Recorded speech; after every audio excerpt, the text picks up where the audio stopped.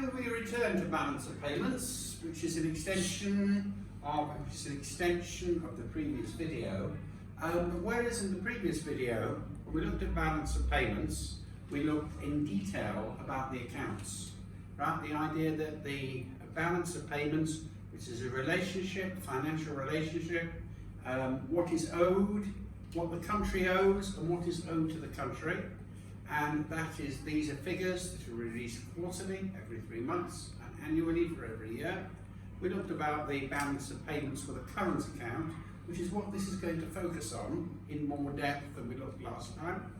And also other accounts that are involved are the financial accounts and the capital accounts. Now, what we're going to look at in this session is a continuation of what we covered in the previous session, which is the current account. In the previous session, we saw that the current account consists of 4 things. Right? We said it consists of visible exports and imports, invisible exports and imports. Right? Goods is the visible, invisible is the services, and there are other things that are coming and leaving the country, right? Which is the payments that are received from other countries, such as interest payments, payments on bonds and so on various financial products, and also payments that are leaving the country, right? And also we have to add to that remittances, or money which is not backed up by goods and services, and those together actually form the current account. Remember as well that a current account can be perhaps very loosely compared to a personal current account, right? If you personally have a bank account, you may have several accounts with your bank. You have your day-to-day account is a current account, right? That's what you do for your day-to-day and monthly spendings, right? And then you may also have your savings and also investments in bonds, right? Just like you have your own current account, right? Similarly, the country has its own current account with what overall is nationally owned by all goods and businesses and goods and services, what is owed to other countries, balanced against what other countries owe you. If you are owed more, right, than you owe, then you are in a positive situation with a balance of payments, and you have a surplus, you do not have a deficit. That situation is very much a wished situation with many countries. They say, we should be so lucky, and the more typical situation is that countries are in debt. Right? That means that they owe money, and they owe various other things, right, on goods and services that have been purchased. And one of their problems is that because of foreign debt, right, that they owe money on goods and services, they're going to have to come up with some clever way to pay for it.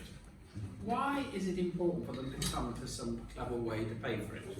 Well, obviously, countries don't want to be in a position, right, where they are become more and more indebted and go down the spiral of greater national debt. As we shall be seeing when we look in future units about countries that are having problems, about less developed countries, these are various poverty traps that countries have actually fallen into. Wealthier countries have the privilege of being in debt, without necessarily being in poverty, because they have various options to be able to manage their debts, which poorer countries do not have. And one of them is to be able to manipulate the value of their currency.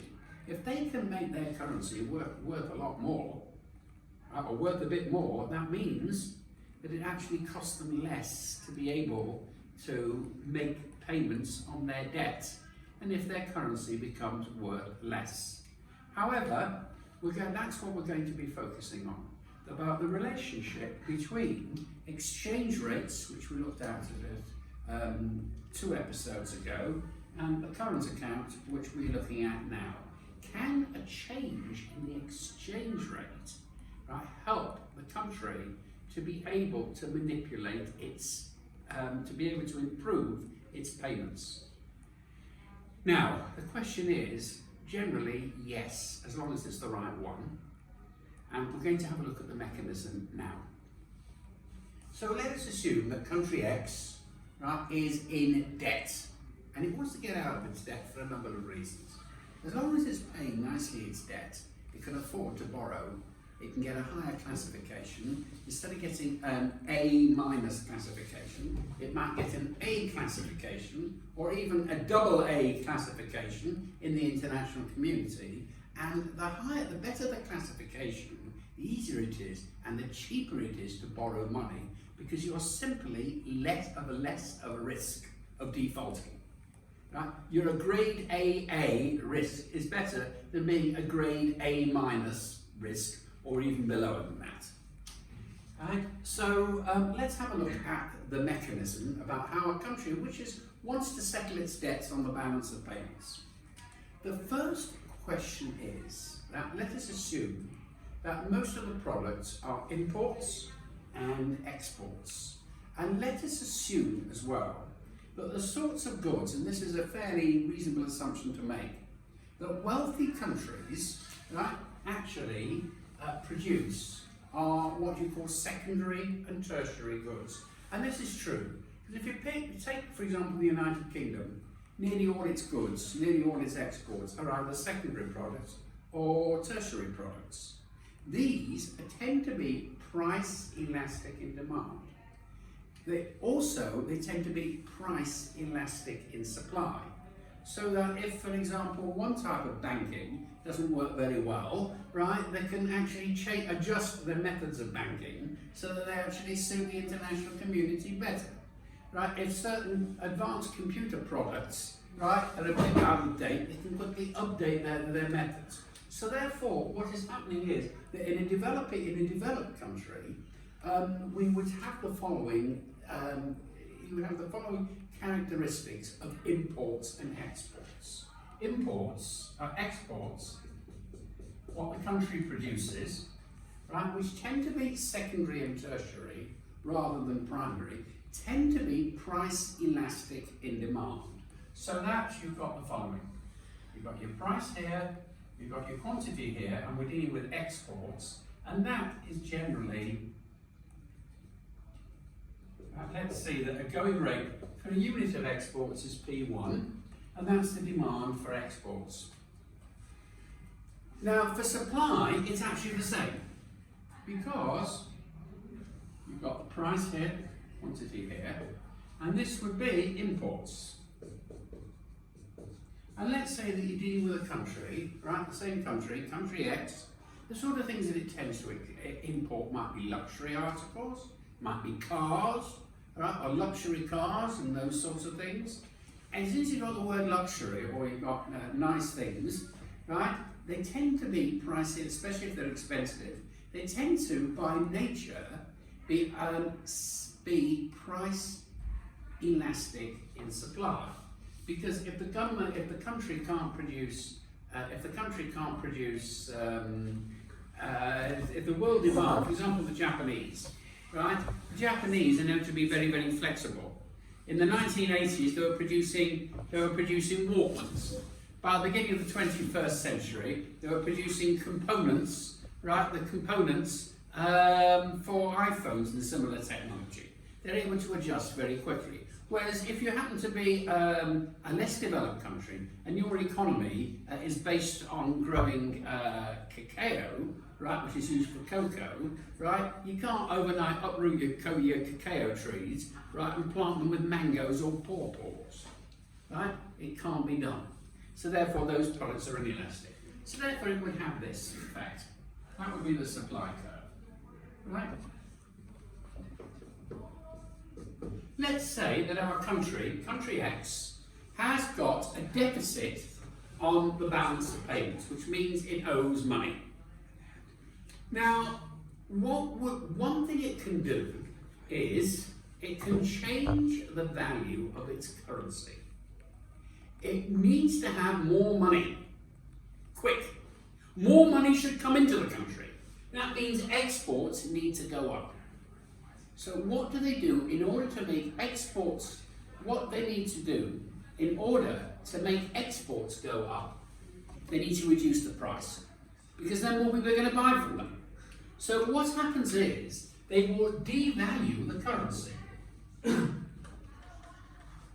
Right, now, the methods that that rich countries can devalue their currency, they can either let their currency float, if that works, which we saw in a previous unit, or they can use various methods, right, using foreign currencies, that, for example, that we looked at 2 units previously as to how wealthy countries can devalue their currency if they're worth less. For example, the Israeli shekel may have been 3 to the dollar, right, but we can devalue its currency and make it 4 to the dollar. If the trouble is that it's got a balance of payments, you want loads of money coming into the country from exports. So it devalues. And because of the devaluation, a unit of exports from country X, which previously cost P1, has now gone down, has now gone to P2. So what we're going to be happening is that the quantity has gone up, which means more money enters the country. Good news for balance of payments. At the same time, what is happening with exports? Now, with exports, what's happening is as follows. Let us say that exports become more expensive, because what is going to happen is that if the currency is worth less, people are not going to be spending their money abroad, because they're going to, they're going to be getting a lot less goods and services abroad. They might switch, whereas previously the companies might have got raw materials from abroad. Now that the currency is worth less, they're going to switch and they're going to use similar products, right, that are actually produced in the country. So that means that the price of exports, you and me, has gone up. And as the price of exports has gone up, no money's going to leave the country. Right? You understand? Price of exports up, which would mean that any unit of exports would cost this amount. No, thank you. Let's keep the money in the country. So do you understand what's going to happen? By devaluing the currency, little money, loads of money comes in, but relatively little money leaves the country. That means there's more and more money in the country, and that is the good news for everybody will be that the devaluation will bring in more money to be able to spend on the balance of payments. However, this only happens where you've got the following condition. All the exports are all price elastic in demand, and the imports are all price elastic in demand. All is not the correct word. What it means is on balance. If overall the exports and the imports together have a PED of more than 1, price elasticity of demand and a price elasticity of supply together is more than 1, right? Is more than 1. That means that you're dealing with elastic products, which means that a change in price, one way or the other, is going to have a big influence on the change in quantity demanded and the quantity supplied. Now, in that situation, you want to make quite sure that a lot of money comes in and little goes out, right? And therefore, that condition where PES is more and PED together are more than 1 is called the Marshall-Lerner condition, right? Which is an international, right, descriptor saying that it is worth if the Marshall-Lerner situation, which is that products are overall, those that are exported and imported are overall PED over 1, price elasticity over 1, then it is best to devalue the currency. One little caveat, right, is that if a country decides to devalue the currency, what is going to be the consequence? By devaluing the currency, will it overall get lots and lots of more business coming in? The answer typically is no. What's going to happen is it's going to follow this relationship, which is called the J relationship. Why is it a J? Because if you've got time here, right, and you've got a devaluation over here, right, that would mean that the currency, because of the devaluation, right, what's going to be happening is that less money is going to come in at the beginning, because you'll be selling the same goods to the same people at a much cheaper price. So it's going to go down like this: value of trade, of imports. The value of exports. You're going to be doing the same exports to the same people, but because you've had a devaluation, it's gone down. Once the news gets round to the rest of the world that your country X is selling goods and services much cheaper, right, then what's going to happen is they're going to start, they'll finish their contracts that they had with more expensive countries and then bring their business to you. But this takes time, and it takes time for the news that you are offering goods and services at a cheaper price to get round, and for countries to finish their contracts with others. Could take a couple of years. So they're going to be, if they devalue their currency, they're going to have to face the fact that there's not going to be that much income coming in for the next couple of years, until once other countries have broken their contract, it goes up and up and up, and that's the value of trade. Right, this curve is known as the J curve. Right, and the J curve indicates that once there's been a devaluation, right, there will not immediately be a whole flood of money coming into the country. There is a time factor. Right? Existing clients will continue, but as the value goes down of the currency, less money is coming in till the good news gets around to other countries, and they will have a year or two typically to change their business arrangements, and other things being equal, ceteris paribus will tread a path to your door. All this discussion is going on, which is that if a country wants to settle its balance of payments, it must devalue the currency, is on one assumption, right? That the Marshall-Lerner condition is satisfied, which is that the overall PED and PES are the products that are actually traded. The overall value is more than one, and we're dealing with products that are price elastic in demand. However, the reverse applies if this is not the case. For example, countries like Saudi Arabia, right, that do a lot of trade in oil, their products are typically price inelastic in demand, right, when it comes to their exports. Because oil is something that has to be imported, irrespective, it's a primary product that countries want, irrespective of prices. And that completely changes the game as to what the government has to do if the nature of trade's elasticity is different. And we're dealing with a situation of what happens when the Marshall-Lerner condition is not satisfied because the PED, PES overall is under 1. Let us now change that. Take all this off the board, and we'll examine the reverse of the situation when the conditions are different.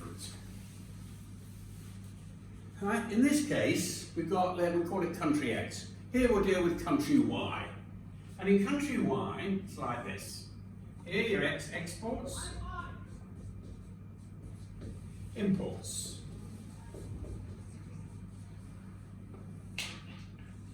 And in this case, price for a unit of exports and for a unit of imports.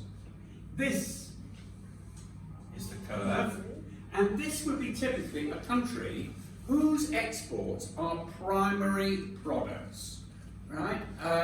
For example, coffee. If a country specialises in coffee, right, people need to have their coffee once or twice a day typically, but they're not going to have twice as many cups of coffee if the price of coffee suddenly goes down by 50%.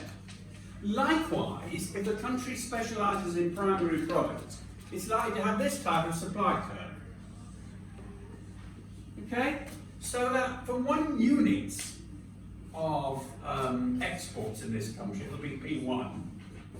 And for 1 unit of exports, of exports to this country, not imports, it'll be P1Q1.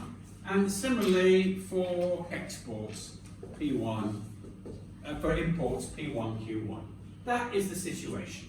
Now, let us say that this country, whose main trade overall is in primary products, right, which are by and large price inelastic in demand. So PES is, as a PED, and PES is less than 1. Right? That's the condition. And if that is the overall photograph of the nature of their trade, and then we then come to a particular situation when that country wants to be able to settle on its balance of payments, what would you recommend that country to do? Well, if you devalue the currency, what's going to happen is, both in the short and the long term, a lot less money is going to be coming in, right? And they're not going to be buying that much more products. How much coffee can you drink? How many oranges can you eat? How much cotton are you going to require? These are all primary products. So therefore, you would have to take the reverse policy. You want to make sure, remember that whether your trade is elastic or inelastic, you want to make sure that as much money comes into the country as possible and as little money leaves the country as possible. That pushes up the value. That means, right, that you've got more money to be able to deal with your balance of payments. So therefore, what the country is likely to do is it's going to push up the price by revaluing its currency, right, and using various methods from P to P1, so that what is going to happen is a lot more money is going to come in, right, and only slightly less is going to be sold. That's good news. More money is coming in, the balance of payments. So that if, let's say, the Israeli shekel, which is trading at approximately 3 to the dollar, is revalued, right, then it'll be trading at 2 to the dollar, which means that shekels will be able to buy more cents. And if it's actually able to do that, that means that more money is actually coming in, and that is able to be able to settle the balance of payments. So therefore, if PED and PES combined is less than 1, and that the overall elasticity of what is traded in aggregate is less than 1, it will make sense for the country to revalue the currency, because a lot more money will be coming in for almost the same number of goods. And at the same time, when we're dealing with exports, what happens if the country revalues the currency?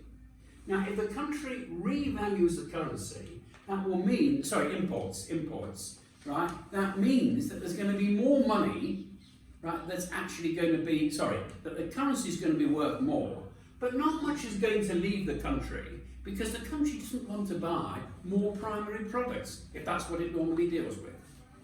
So that really summarises the whole situation. In a nutshell, should the country, if the country wishes to improve its position on the balance of payments and settles its deficit, it needs a lot more money coming into the country, which is for exports, and a lot less money leaving the country, which is for imports. If the Marshall-Lerner condition is met, which is that in aggregate, the exports and imports have got an aggregate of P of over 1, right, then they're better off devaluing the currency. Lots of money will come in the long run, not in the short run. A lot more money will come in, and because a lot more exports will take place. But relatively little will leave the country, because it's more expensive to shop abroad if your currency is weak.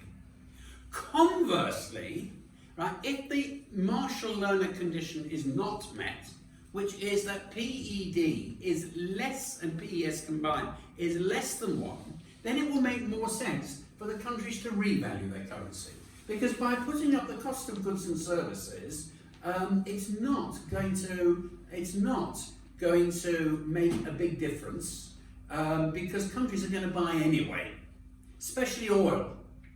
Right? If it's the country's one of those that deals with oil and it's got deficits, push up the price of oil. Other things being the same, or rather, no, not push up the price. Sorry, revalue the currency, because even if the oil is expensive, they may find themselves being forced to buy from you because they can't go without their oil. Right? So they might buy slightly less from you, but that's more made up by the cost of oil. At the same time, right, by revaluing your currency, right, you won't be buying that much more abroad, because of the things that you actually trade in abroad, even if your currency is worth it, you're not going to get that much more of primary goods. Which of course leaves the question, in conclusion, as to what happens if exports are overall price elastic in demand and imports are price inelastic in demand, or vice versa. And the answer is that, as a general rule of thumb, we work out what is the average. Right? If, for example, imports are slightly inelastic, but exports are highly elastic, then overall the Marshall-Lerner condition will be met and you will devalue the currency.